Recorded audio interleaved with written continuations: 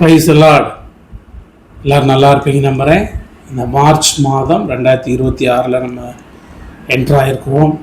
So இந்த மாதம் தேவன் நமக்கென்று கொடுத்த ஒரு வாக்குத்தத்த வசனத்தை நான் வாசித்து விட்டு நான் செய்திக்குள்ளாக கடந்து போகிறேன். உபாகமம் புஸ்தகம் 28வது அதிகாரம் 9வது வசனத்தை நாம் வாசித்தோன்னு சொன்னால், நீ உன் தேவனாகிய கர்த்தரின் கட்டளைகளை கை கொண்டு அவர் வழிகளில் நடக்கும்போது கர்த்தர் உனக்கு ஆணையிட்டபடியே உன்னை தமக்கு பரிசுத்த ஜனமாக நிலைப்படுத்துவார். பாருங்க, இந்த மாதம் கர்த்தர் உனக்கு ஆணையிட்டபடியே அவருடைய வழிகளில் நீ நடக்கும்போது உன்னை தமக்கு பரிசுத்த ஜனமாக நிலைப்படுத்துவார். பாருங்க, இந்த அதிகாரம் ஆசீர்வாதங்களை பற்றி சொல்லப்பட்டிருக்கிறது. இந்த அதிகாரத்தில் கிட்டத்தட்ட 68 வசனம் இருக்கிறது. அதில் முதல் 14 வசனம் ஆசீர்வாதத்தையும், பிறகு உள்ள மற்ற 54 வசனங்கள் சாபத்தையும் கூறுகிறது. இந்த வார்த்தையின்படி நடந்தால் வருகிற ஆசீர்வாதம், இதை மீறி நடக்கிறதுனால் வருகிற சாபத்தை பற்றி அது சொல்லப்பட்டிருக்கிறது. இந்த முதல் 14 வசனத்தில் பார்த்தீங்கன்னா அநேக ஆசீர்வாதங்கள் சொல்லப்பட்டிருக்கும். நீ சகல ஜனங்களை பார்க்கலாம் ஆசீர்வதிக்கப்பட்டிருப்பாய், உன் மாப்பு செய்கிற தொட்டி ஆசீர்வதிக்கப்பட்டிருக்கும், அப்புறம் உனக்கு முன்பதாக சத்துருக்கள் ஓடி போவார்கள், உனக்கு பயப்படுவாங்க, நீ போகையிலையும் ஆசீர்வாதமாக இருப்ப, வருகையிலையும், அப்படி பலவிதமான ஆசீர்வாதங்கள் சொல்லப்பட்டிருந்தாலும் முக்கியமான ஒரு ஆசீர்வாதம் என்ன அப்படின்னு பார்த்தீங்கன்னா, அவர் உன்னை தமக்கு பரிசுத்த ஜனமாய் நிலைப்படுத்துவார். நான் சொல்கிறேன், இந்த மாதம் தேவன் உங்களை நிலைப்படுத்த போகிறார். சில காரியங்களில் நீங்கள் நிலையற்று அலையிறீங்க, முடிவு தெரியாமல் அலையிறீங்க. இதுதானோ அதுதானோ, இங்கே இருக்கணுமா அங்கே இருக்கணுமா, இந்த காரியத்தை தொடரணுமா இதில் ஸ்டாப் பண்ணணுமா அப்படின்னு தெரியாமல் ஒரு நிலையற்றவர்களாய், யாரை நம்புவது, எது உண்மை எது பொய் என்று தெரியாமல் குழம்பி நிற்கிறவங்களை அவர் ஒரு தெளிவை கொடுத்து ஒரு பரிசுத்த ஜனமாய் உங்களை நிலைப்படுத்த போகிறார். பாருங்கள், இந்த ஆசீர்வாதங்கள் எல்லாம் வருகிறதுனாலே நாம் சந்தோஷமாக இருப்போமே தவிர தேவனை பிரியப்படுத்த முடியுமா அப்படின்னா, நாம் அவருக்கு உண்மை உள்ளவர்களாய் பரிசுத்தம் உள்ளவர்களாய் ஜீவிக்கிற பொழுது தான் நாம் அவரை பிரியமுள்ள ஜனங்களாய் மாற்ற முடியும். தேவன் நமக்கு ஏன் ஆசீர்வாதத்தை கொடுக்குறாருன்னா, நம்மையில் அவர் வைத்திருக்கிற பிரியத்தை அவர் வெளிப்படுத்துகிறார். நாம் அவருக்கு பதிலுக்கு என்ன செய்யணும் அப்படின்னா, நாம் உண்மை உள்ளவர்களாய் அவருடைய கட்டளைகளின்படி நடந்து அதை நாம் நிறைவேற்ற வேண்டும். புதிய ஏற்பாட்டில் இயேசு கிறிஸ்து சொல்லுகிறார், உண்மையிலே நீ என்னை நேசிக்கிறாய் என்று சொன்னால் என் கட்டளைகளை கைக்கொள். இப்போ ஒரு அப்பா பிள்ளைகிட்ட, ஒரு பேரண்ட்ஸ் எதை எதிர்பார்ப்பாங்க அப்படின்னா, அந்த பிள்ளை எனக்கு நிறைய அதாவது சம்பாதிச்சு கொடுக்கணும் அப்படின்றத விட அந்த பிள்ளை நான் சொல்கிறத கேட்கணும், கீழ்ப்பிடிக்கிற பிள்ளையாக இருக்கணும், நல்ல வழியில் நடக்கணும், பொய்யை மாயையை நம்பி என்னை விட்டு போயிடக்கூடாது, எது சத்தியமோ அதை அறிந்து கொள்ளணும் அப்படின்றது தான் ஒரு தகப்பனுடைய விருப்பம். அதைத்தான் தேவன் எதிர்பார்க்கிறார். அதை சொல்கிறாரு, இந்த வார்த்தைகளின்படிலாம் நீ நடந்தேன்னா இந்த ஆசீர்வாதம் மட்டும் இல்லை, உன்னை நான் பரிசுத்த ஜனமா எனக்குன்னு உன்னை என்ன பண்ணுவேன், நிலைப்படுத்துவேன். இந்த மாதம் God will establish you. அநேக காரியங்களில் தேவன் உங்களை நிலைப்படுத்த போகிறார். ஸோ இந்த மாதம் ஒரு உபவாச நாட்களாக இருக்கிறதுனால நாம் கிட்டத்தட்ட இந்த ஈஸ்டர் பண்டிகை ரிசரக்ஷன் டேவுக்காக ஆயத்தமாகி கொண்டிருப்பாங்க. குட் ஃப்ரைடே ரிசரக்ஷன் டே வருது. ஸோ இயேசுவின் உயிர் துழுதலை கொண்டாட விரும்புகிறவர்கள் இந்த 40 நாள் உபவாசம் இருந்து தங்களை பரிசுத்தப்படுத்திக் கொள்வதற்காக, தங்களுடைய குறைகளை தேவ சமூகத்தில் அறிக்கையிட்டு தங்களை நிலைநிறுத்துவதற்காக சில முயற்சிகளை எடுப்பார்கள். சிலுவை தியான கூட்டங்கள், வேத பாட வகுப்புகள் நிறைய நம்ம கேட்டிருப்போம். ஸோ இந்த மாதம் தேவன் நம்மை பரிசுத்த ஜனமாய் நிலைப்படுத்துவார் என்று சொன்னபடியினாலே நான் இதை பற்றின சில டீச்சிங்கை தேவன் எனக்கு கற்றுக் கொடுத்த காரியங்களை உங்களோடு பகிர்ந்து கொள்வதில் எனக்கு சந்தோஷம். நிச்சயமாய் இது நம்முடைய வாழ்க்கையை ஆசீர்வதிக்கும், இது நமக்கு இப்போ மிகவும் பிரயோஜனம் உள்ளதாக இருக்கும் நான் நம்புகிறேன். ஸோ எபிரேயருக்கு எழுதின நிருபம் 9வது அதிகாரத்தில் 13வது வசனத்தை பார்த்தீங்கன்னா, அதற்படியெனில் காளை, வெள்ளாட்டுக்கடா இவைகளின் இரத்தமும் தீட்டுப்பட்டவர்கள் மேல் தெளிக்கப்பட்ட கடாரியின் சாம்பலும் சரீர சுத்தியை உண்டாக்கும்படி பரிசுத்தப்படுத்துமானால், பாருங்க, காளை வெள்ளாட்டுக்கடா இதோட ரத்தம் என்ன பண்ணும்னா தீட்டுப்பட்டவர்கள்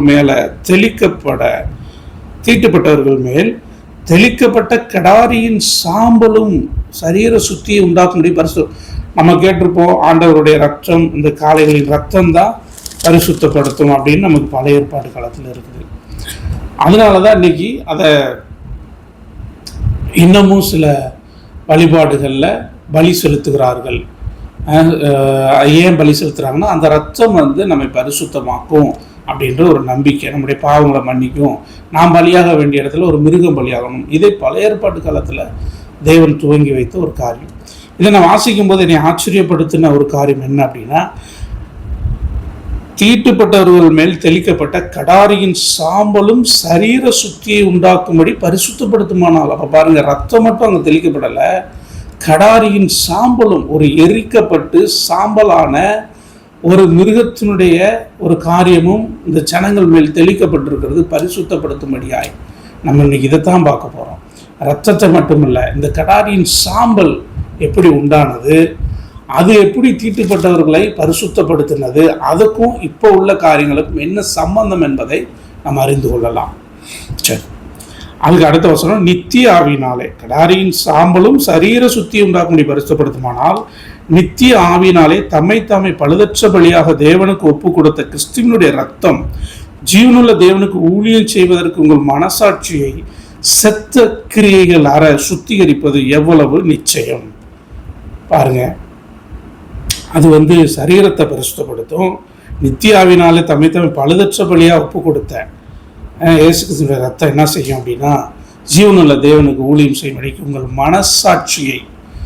மனசாட்சியை செத்த கிரியைகள் அற சுத்திகரிப்பது எவ்வளவு நிச்சயம். சரி, இப்போ நம்ம பழைய ஏற்பாட்டு காலத்தில் என்ன நடந்துச்சு அப்படின்றத நம்ம பார்க்கலாம். என்னாகமம் அப்படி புஸ்தகம் எடுத்துக்கிட்டிங்கன்னா அதில் 19வது அதிகாரத்தில் பியூரிஃபிகேஷன் ஃபார் சின், எப்படி அந்த பாவத்தை சரீரத்தில் உண்டான அந்த அந்த தீட்டை எதெல்லாம் அவர்களை கரைப்படுத்தினது, அதை எப்படி சரிபடுத்தினார்கள், இந்த கிடாரியின் சாம்பல் அங்கே எப்படி பயன்பட்டதுன்றதை நம்ம பார்க்கலாம். அதில் பார்த்தீங்க அப்படின்னா, சுத்தமாக இருக்கிற ஒருவன் என்ன செய்வான் அப்படின்னா, அந்த கிடாரியோட சாம்பலை வாரிக்கொண்டு பாளையத்திற்கு புறம்பே சுத்தமான ஒரு இடத்திலே கொட்டி வைக்க கடவன். அது இஸ்ரவேல் புத்திரன் சபைக்காக தீட்டு கழிக்கும் ஜலத்தினின்று காத்து வைக்கப்பட வேண்டும், அது பாவத்தை பரிகரிக்கும். பார்த்தீங்களா, நம்ம அந்த சாம்பல்னு படித்தோம், அதே காரியம் இங்கே 19:9 இருக்குது. அதை முதல்ல இருந்து நம்ம பார்த்தோம் அப்படின்னா, ஒரு சிகப்பு நிற ஒரு ரெட் கலர், இன்னைக்கும் பார்த்தீங்கன்னா இஸ்ரேலில் இந்த ரெட் ஹைஃபர் அப்படின்னு சொல்லுவாங்க, அதை பலி செலுத்துகிறதுக்காக அவங்க தேடிட்டு இருந்தாங்க. நியூஸ்ல எல்லாம் நீங்கள் கேள்விப்பட்டிருக்கீங்க. அந்த மாதிரி அது இங்கேருந்து தான் வந்தது.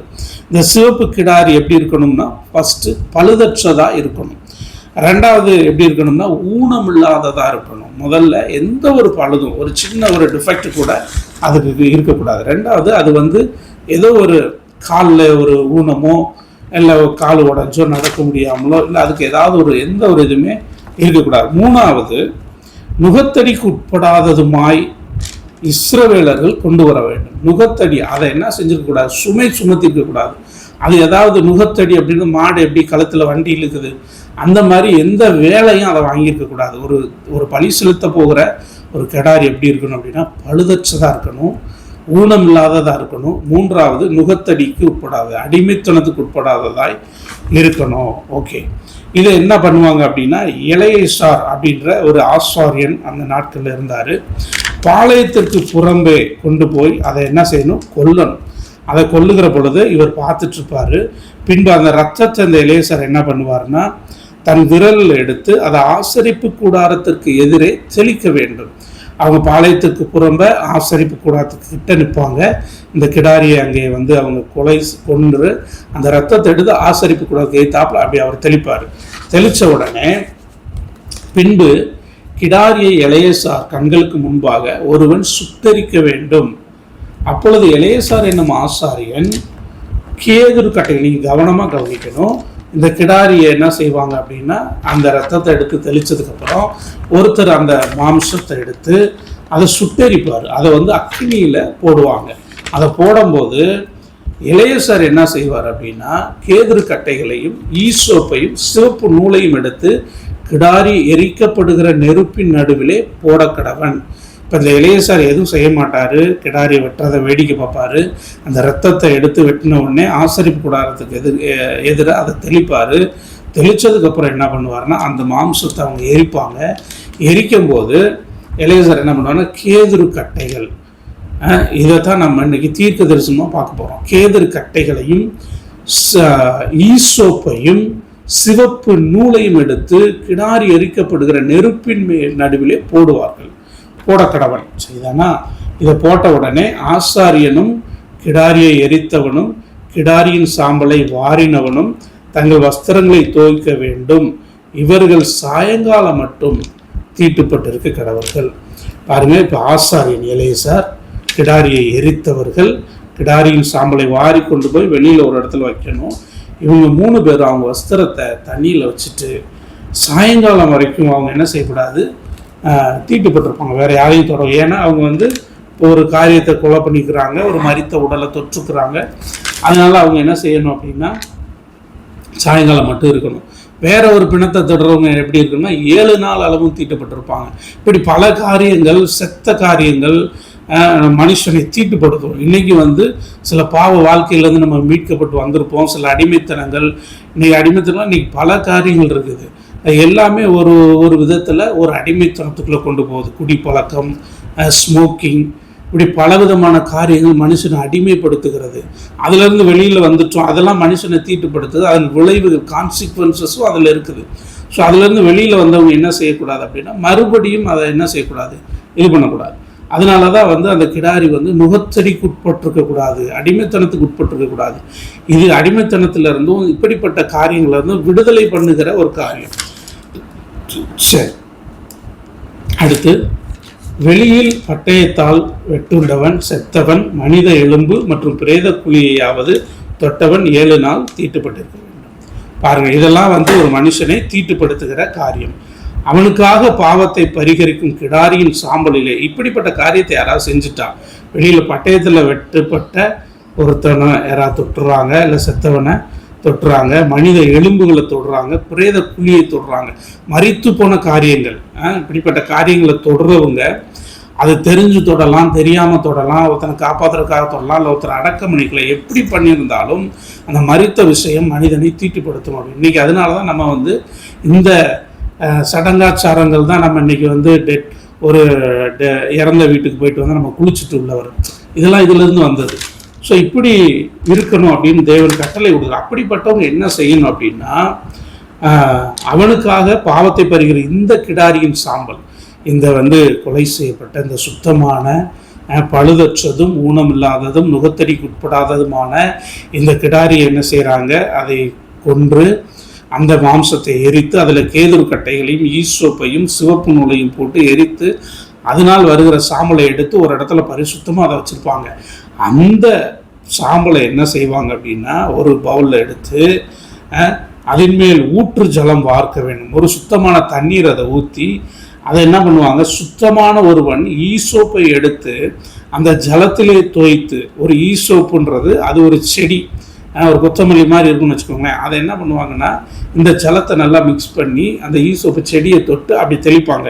அந்த தீட்டுப்பட்ட மனுஷன் மேல், அவனுடைய கூடாரத்தின் மேலும், சகல பனிமுட்டுகள், அங்கே இருக்க பொருட்கள் மேலும், அங்கே இருக்கிற ஜனங்கள் மேலும், தீட்டுப்பட்டவன் மேலும் தெளிக்க கடவன். 3வது நாள் 7வது நாளும் இப்படி செய்ய வேண்டும். இப்படி செய்கிறதுனால என்ன ஆகும் அப்படின்னா, அந்த மனுஷன் மேலே இருக்கிற அந்த தீட்டுப்பட்ட காரியங்கள், அந்த பாவமான காரியங்கள்ல இருந்து அவன் பரிசுத்தமாக்கப்படுவான். 7 நாளைக்கு அப்புறம் அவன் ரொட்டீனா ஊருக்குள்ள வரலாம், மனுஷர்களோட பழகலாம், மற்றவங்க வீட்டுக்கு போகலாம். இப்படி ஒரு முறைகளை அவங்க அனுசரித்து வந்துக்கிட்டு இருந்த நாட்களில் இவ்வளோ கஷ்டமாக இருந்த காலத்தில் இந்த கிடாரியின் சாம்பல் பயன்பட்டுருக்கிறது. நம்ம நினச்சிட்டு இருந்தோம் ரத்தம் மட்டும்தான் அப்படின்னு நினச்சா, இந்த ஒரு முடிந்து போன ஒரு சாம்பலை கொண்டு அவங்க பரிசுத்தமாக்கியிருக்காங்க. எப்படி இது பரிசுத்தப்படுத்துச்சு? இந்த கிடாரியோட சேர்ந்த அந்த கேதுரு மரக்கட்டைக்கும் அந்த ஈசோப்புக்கும் அந்த சிவப்பு நூலுக்கும் என்ன சம்பந்தம், அதனுடைய அர்த்தம் என்ன என்பதை நாம் பார்க்க போகிறோம். சரி, அப்போ இப்போ நம்ம எப்படி இருக்கிறோம் அப்படின்னா, புதிய ஏற்பாட்டு காலத்தில் இருக்கிற நம்ம எபிரேயர் 12வது அதிகாரம் 22லேருந்து 24 வரைக்கும் வாசிச்சோன்னு சொன்னால், நீங்களோ சீயோன் மலையினிடத்திற்கும் ஜீவனுள்ள தேவனுடைய நகரமாகிய பரம எருசலேமின் இடத்திற்கும், பாருங்க, ஒரு சீயோன் மலையினிடத்திற்கும் ஜீவனுள்ள தேவனுடைய நகரமாகிய பரம எருசலேமின் இடத்திற்கும் 1000-10,000 தூதர்களிடத்திற்கும் பரலோகத்தில் பேரெழுதியிருக்கிற முதற்பேரானவர்களின் சர்வ சங்கமாகிய சபையின் இடத்திற்கும் யாவருக்கும் நியாயாதிபதியாகிய தேவனிடத்திற்கும் பூரணராக்கப்பட்ட நீதிமான்களுடைய ஆவிகளிடத்திற்கும் புது உடன்படிக்கையின் மத்தியஸ்தராகிய இயேசு கிறிஸ்துவின் இடத்திற்கும் ஆபேலுடைய ரத்தம் பேசினதை பார்க்கலாம் நன்மையானவைகளை பேசுகிற ரத்தமாகிய தெளிக்கப்படும் ரத்தத்தின் இடத்திற்கும் வந்து சேர்ந்தீர்கள். ஆமென். பாருங்க, புது உடன்படிக்கையின் மத்தியஸ்தர்.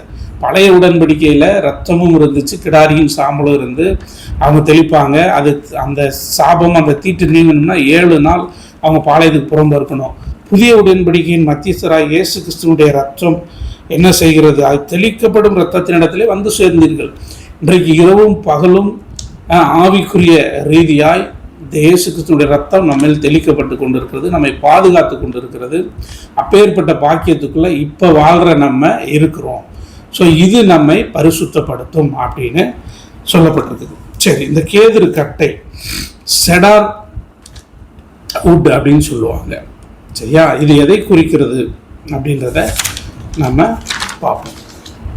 இந்த செடார் வுட் 1 ராஜாக்கள் 6வது அதிகாரம் 9வது வசனத்தில் பார்த்தீங்கன்னு சொன்னால், இவ்விதமாய் அவன் ஆலயத்தை கட்டி கேதுரு உத்தரங்களாலும் பலகைகளாலும் ஆலயத்தை மச்சுப்பாவி முடித்தான். ஆலயத்தை கட்டும்போது இந்த கேதுரு மரங்கள் பயன்படுத்தப்பட்டிருக்குது. பலவிதமான மரங்கள் பலவிதமான நிலைமைகளிலே பயன்படப்பட்டது. அப்படி பயன்படுத்தப்படும் போது இந்த கேதுரு மரம் என்ன மாதிரி பயனுக்குன்னு நீங்கள் அந்த அதிகாரத்தை முழுசும் 6 to 10 வாசிச்சிங்க அப்படின்னா, அதனுடைய வெளியில் இருக்கிற சுற்றுக்கட்டுகளை ஆலயத்தின் மேலெங்கும் கட்டுவித்தான். அவைகள் கேதுரு மரங்களால் ஆலயத்தோட இணைக்கப்பட்டு இருந்தது. முதல்ல சுற்றுச்சுவர் இந்த கேதுரு மரங்களை வச்சு கட்டியிருக்கிறாங்க.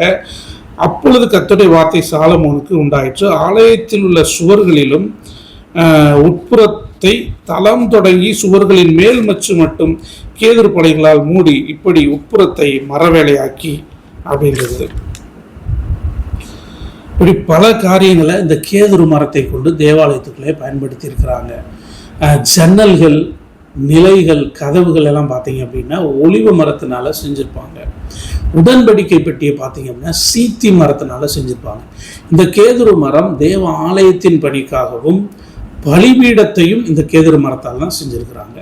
கேதுரு மரத்தால் செஞ்சு அதுக்கு மேலே வெண்கலத்தை மூடியிருப்பாங்க. வெண்கலத்தால் அந்த பலகைகளை மூடியிருப்பாங்க.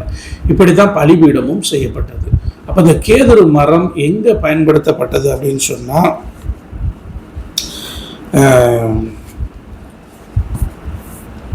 தேவாலயத்திலையும் ராயல் பேலஸ். முதலாவது இதனுடைய பயன்பாடு எங்கே இருந்துச்சு அப்படின்னா, ஒன்று ஆலயத்தில் இருந்துச்சு, இன்னொன்று அரண்மனைகளில் இது பயன்படுத்தப்பட்டுச்சு. மிகவும் முக்கியமான ஒன்று இது. இந்த கேதுரு மரம் எதை ரெப்ரசன்ஸ் பண்ணுது அப்படின்னா, சங்கீதம் வாசிங்கன்னு சொன்னால், கர்த்தருடைய சங்கீதம் 92:2 நீதிமான் பனையை போல் செழித்து லீபனோனில் உள்ள கேதுருவை போல் வளருவான். இது முதலாவது நீதியை, ரைச்சியஸ்னஸை குறிக்கிறது. இரண்டாவது சங்கீதம் 104:16 கர்த்தருடைய விருட்சங்களும் அவர் நாட்டின லீபனோனின் கேதுருக்களும் சாரத்தினால் நிறைந்திருக்கும். பாருங்க, கர்த்தருடைய விருட்சங்களும் அவர் நாட்டின கேதுருக்களும். அப்போ இந்த கேதுருவை யார் நாட்டினா அப்படின்னா, கர்த்தரே அதை நாட்டி இருக்கிறார்.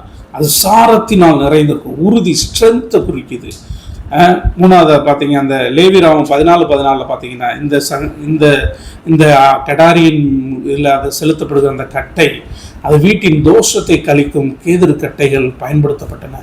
வீட்டில் இருக்கிற தோஷங்கள், மனிதன் மேல் இருக்கிற சாபங்கள், தீட்டுகள், இவர்களை நிவர்த்தி செய்கிறதாய் பயன்படுது. ஒன்று, the strong roots in God. இது ஸ்ட்ரென்த் எதை குறிக்குதுன்னா, தேவனுக்குள்ள ஒரு உறுதியான வேர் பற்றி இருக்கிற நிலைமை. ரெண்டாவது, protection, durable and resistant would. இது ரொம்ப ஸ்ட்ராங்காக நெடுநாள் உழைக்கிறதா இருக்கும். அவ்வளோ சீக்கிரம் அது மக்கி போகாது, அவ்வளோ சீக்கிரமாக அதை எதுவும் பிரேக் பண்ண முடியாது. நல்ல ஒரு டியூரபிள் அண்ட் ரெசிஸ்டன்ட் வுட்டாக இருக்கும். அடுத்து என்ன அப்படின்னா, எவ்வளோ இந்த ப்ரொடெக்ஷன் எதை குறிக்குதுன்னா, இது எவ்வளோ பிரச்சனைகள் வந்தாலும் இது உடைக்கப்படாது, சீக்கிரமாக இது என்ன செஞ்சிடாது, மூழ்கி போயிடாது. அடுத்து மூணாவது purity, used in cleansing ceremonies. இது வந்து ஒரு பரிசுத்தத்திற்கும் ஒரு அடையாளமாக இருக்குது. ரெண்டாவது royalty, used in palaces and temples. பாருங்க, இப்பேற்பட்ட கேதுரு கட்டையை இவ்வளவு சாரம் நிறைந்த, இவ்வளவு நன்மைகள் நிறைந்த ஒரு கேதுரு மரத்தின் கட்டையை அந்த பலியிலே போட்டிருக்கிறாங்க. ரெண்டாவது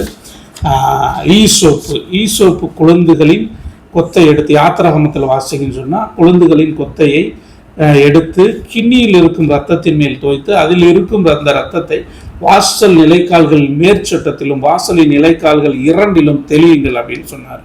அதாவது சங்கார தூதன் வருகிற பொழுது இந்த இஸ்ரேல் ஜனங்கள் என்ன செஞ்சாங்கன்னா, ஒரு பஸ்கா ஆட்டுக்குட்டியை எடுத்து நிலைக்கால்களில் அந்த ரத்தத்தை தெளிச்சாங்க. அது எதை வச்சு தெளிச்சாங்க அப்படின்னா, அந்த ஈசோப்புனால தான் அந்த ரத்தத்தை தொட்டு தெளிக்கணும், மற்ற எல்லாரும் அந்த ரத்தத்தை கையில் தொடக்கூடாது. அதனால தான் அதுக்கு இந்த ஈசோப்பு பயன்படுத்தப்பட்டிருக்கிறது.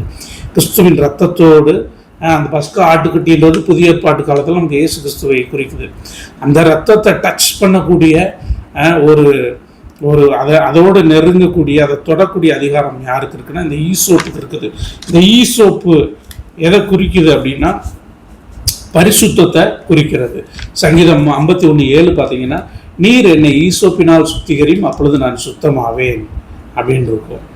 ரெண்டாவது யோவானில் நம்ம பார்த்தோம் அப்படின்னா, இந்த நீர் என்னை சுத்தமாவேன் அப்படின்றது இது ஒரு பரிசுத்தத்திற்கு அடையாளமாக இருக்குது. நம்ம ஏற்கனவே பார்த்தோம், கேதுரு மரம் வந்து உறுதிக்கும் பாதுகாப்புக்கும் ஒரு ராயலிட்டிக்கும் அடையாளமாக இருக்கிறது போல் இது வந்து ஒரு சிம்பிள் ஆஃப் ஹோலினஸ், அதுக்கு அடையாளமாக இருக்கக்கூடிய இந்த ஈசோப்பு.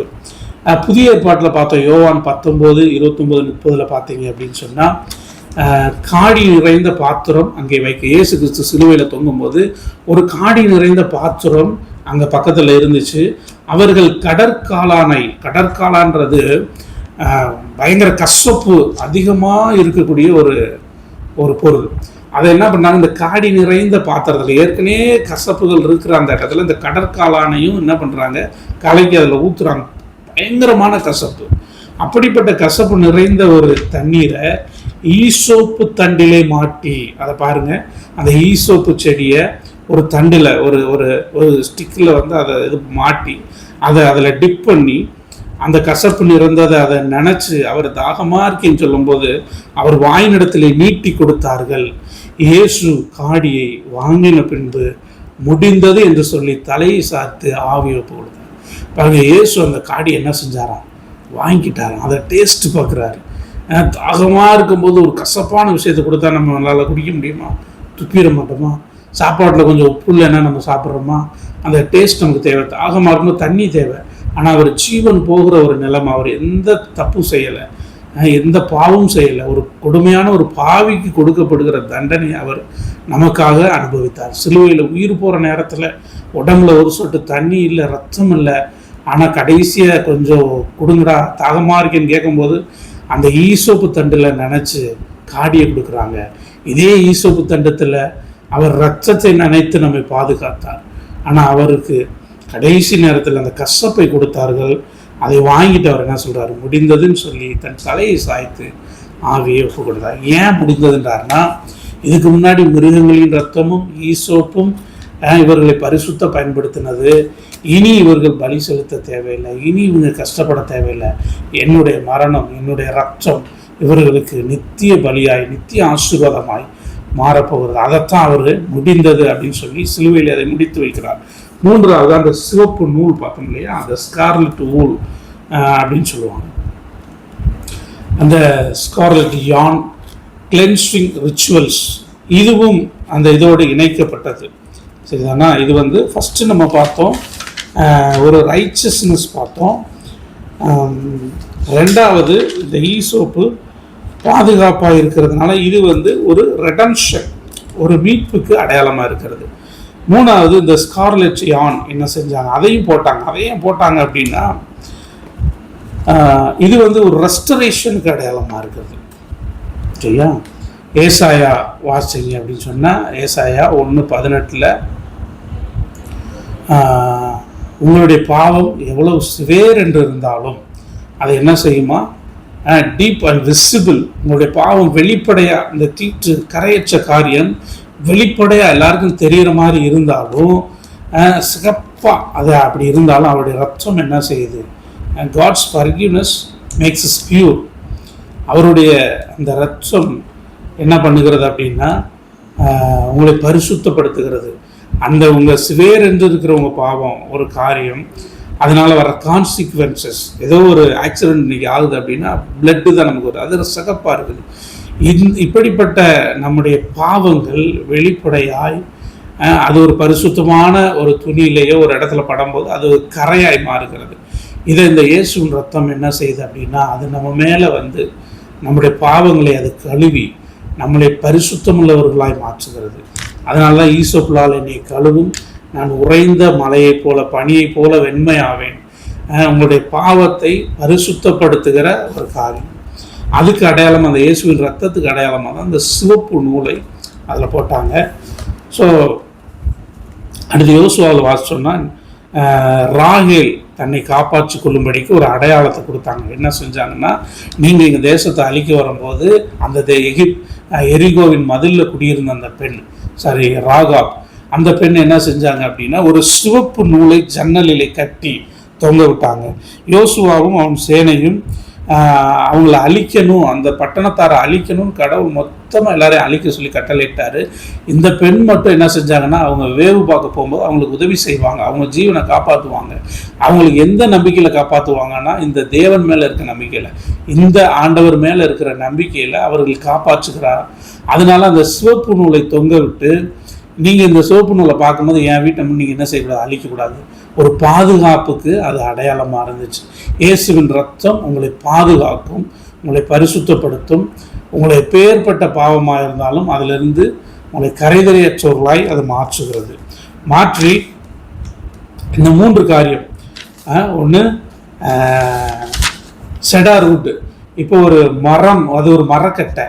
இயேசு வந்து ஒரு கிளை அப்படின்னு சொல்லப்பட்டிருக்குது. அவர் அந்த மரத்திற்கு அவர் அடையாளமாக இருக்கிறார். இந்த உறுதி நிறைந்த, நீதி நிறைந்த, ஒரு பரிசுத்தம் நிறைந்த, ஒரு ராயலிட்டி நிறைந்த தேவாலயத்திலும் ராயல் பேலஸில் இருக்க வேண்டிய அந்த மரக்கட்டை நமக்காக பூமியில் இறங்கி வந்து கஷ்டங்களையும் உஷ்ணங்களையும் அது சகித்து நமக்காக தன்னையே முழுவதுமாய் ஒப்பு கொடுத்து பலியானதுனால இன்னைக்கு அது நம்மளை என்ன பண்ணுறது அப்படின்னா மனதின் அளவில், அதாவது அந்த கிடாரியின் சாம்பல் சரீர சுத்தியை உண்டாக்குனது.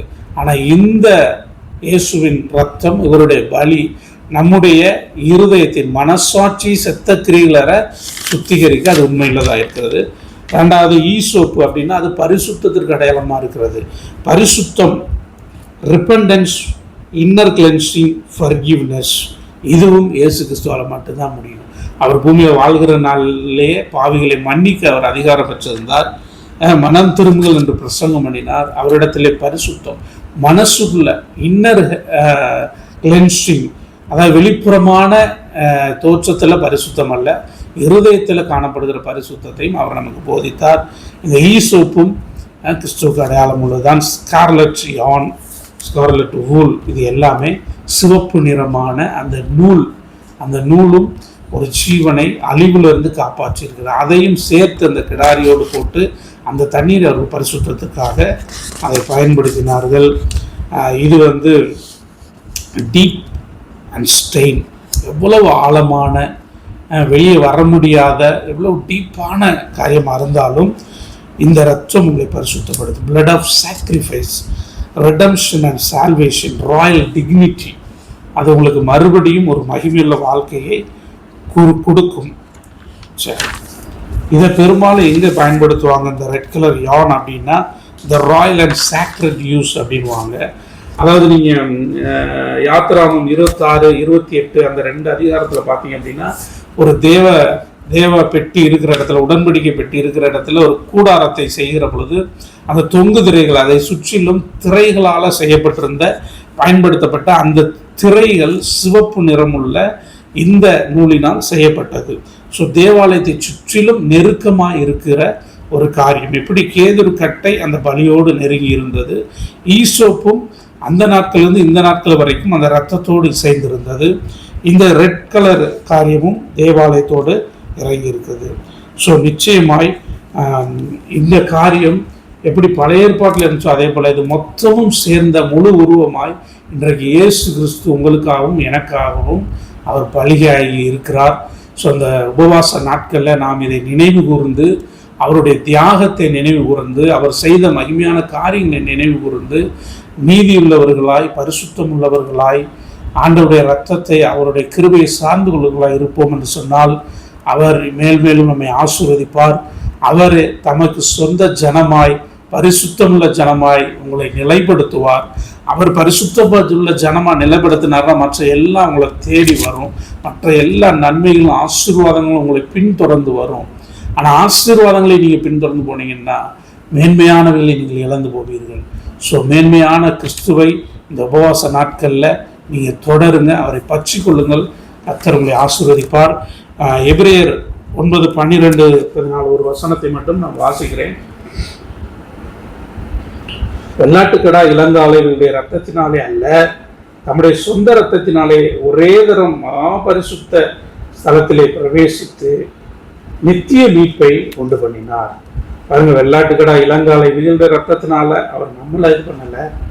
நம்முடைய நாட்கள் அவர் என்ன செஞ்சிருக்கிறார்னா தம்முடைய சொந்த இரத்தத்தினால ஒரே தரம் பலியாகி மகாபரிசுத்த ஸ்தலத்துக்குள்ளே பிரவேசித்து நித்திய மீட்பை நமக்கு உண்டாக்கினார். மகாபரிசுத்த ஸ்தலத்திற்குள்ள நமக்காக அவர் பிரவேசித்து நித்திய மீட்பை நமக்கு கொடுத்திருக்கிறாரு.